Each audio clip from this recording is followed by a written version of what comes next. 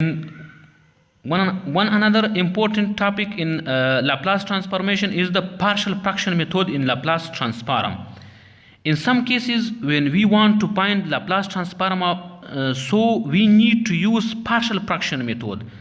So an example, find the Laplace transform inverse of 1 upon s plus 2 s minus 3. So the solution, to solve it, we use partial fraction method as follow. Here, according to the partial fraction methods, we have 1 upon s plus 2 s minus 3 is equal to a upon s plus 2 plus b upon s minus 3. So this is two linear. So here 1 upon s plus 2 s minus 3. So here we have, if we took these two common, we will get a s minus 3 plus b 5 s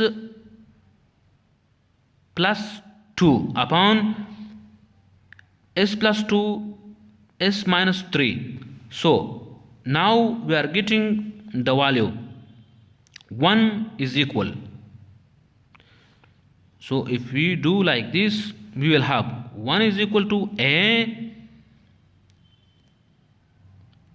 s minus 3 plus b s plus 2.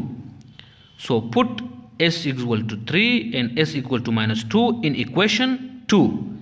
So 1 is equal to 5b. This implies that b is equal to 1 upon 5, and 1 is equal to a minus 2 minus 3 is equal to minus 5a. This implies that a is equal to minus 1 upon 5.